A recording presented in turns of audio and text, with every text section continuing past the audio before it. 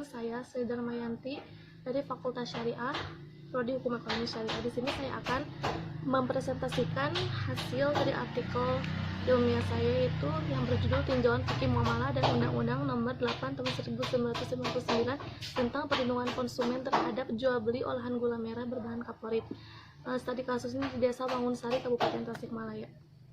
Pendahuluan untuk latar belakang masalah penelitian ini, yaitu pengolahan gula merah untuk diperjualbelikan di Desa Wangunsari mengandung kaporit dalam proses pembuatannya agar tekstur gula merah menjadi padat, keras, dan tidak mudah meleleh, serta tidak berwarna hitam pekat. Sedangkan kaporit ini adalah bahan berbahaya yang biasa digunakan sebagai bahan penambah untuk menjernihkan air kolam. Oleh karena itu, kaporit ini sangat berbahaya bagi siapa saja yang mengkonsumsinya.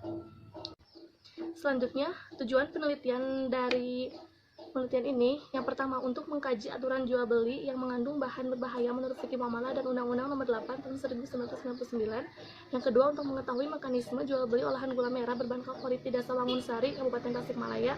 Yang ketiga untuk mengetahui tinjauan Fikih Muamalah dan Undang-Undang Nomor 8 Tahun 1999 tentang perlindungan konsumen terhadap proses jual beli olahan gula merah berbahan kaporit di Desa Wangunsari. Metode penelitian yang digunakan, yang pertama jenis penelitian yang digunakan itu penelitian kualitatif dengan pendekatan penelitian yuridis normatif, yang mana undang-undang sebagai dasar dalam penelitian ini.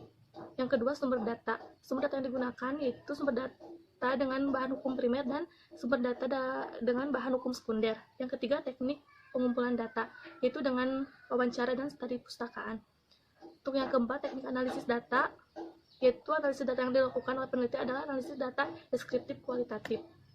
Untuk landasan teorinya, yaitu jual beli menurut Wahbah Al-Zuhaili adalah menukar sesuatu dengan sesuatu yang lain. Dalam proses jual beli menurut Islam harus terpenuhi rukun dan syarat jual belinya. Yang pertama itu ada sigot, akidain, objek jual beli, nilai tukar barang.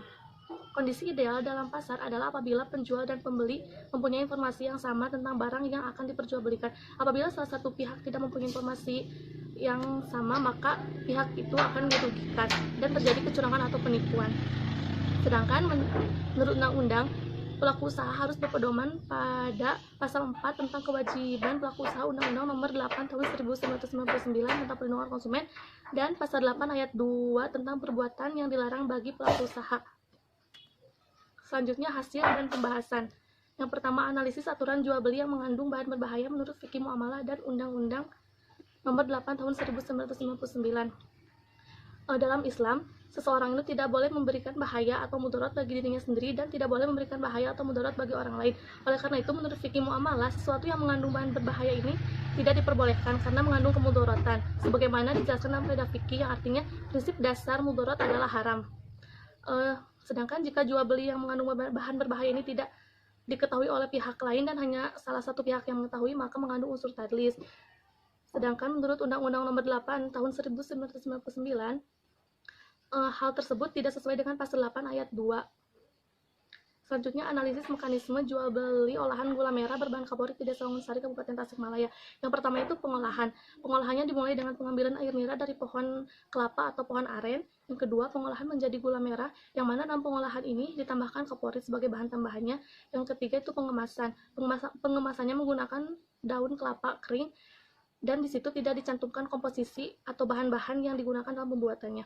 Untuk jual belinya, pembuat gula merah sebagai penjual dan badar sebagai pembeli. Yang ketiga itu analisis mekanisme jual beli olahan gula merah berbahan kaporit di Desa Wangunsari menurut Fikih Muamalah dan Undang-Undang Nomor 8 Tahun 1999, yang mana menurut Fikih Muamalah terhadap pelaksanaan jual beli tersebut, pada objek jual belinya mengandung bahan yang tidak halal yang thayyiban, karena gula merah tersebut ditambahkan dengan kaporit, yang mana kaporit ini bukan barang yang thayyib dan dapat berbahaya bagi siapa saja yang mengkonsumsinya. Sedangkan pada transaksi akad jual belinya mengandung unsur tadlis karena hanya salah satu pihak yang mengetahui bahwa terdapat kandungan kaporit, yaitu hanya pihak penjual saja. Dan menurut hukum positif, yaitu Undang-Undang Nomor 8 Tahun 1999 tentang perlindungan konsumen, hal ini tidak sesuai dengan pasal 4 tentang hak konsumen, pasal 7 tentang kewajiban konsumen, dan pasal 8 ayat 2 tentang perbuatan yang dilarang bagi pelaku usaha. Yang terakhir itu kesimpulannya. Yang pertama, menurut Fikih Muamalah, jual beli yang mengandung bahan berbahaya termasuk mudarat dan tadlis.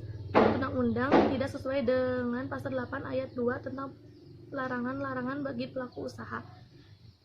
Selanjutnya, pada saat transaksi jual beli gula merah, penjual tidak memberitahukan kepada konsumen mengenai komposisi yang digunakan untuk pembuatan gula merah, di mana pada proses pembuatannya menggunakan bahan tambahan berupa kaporit.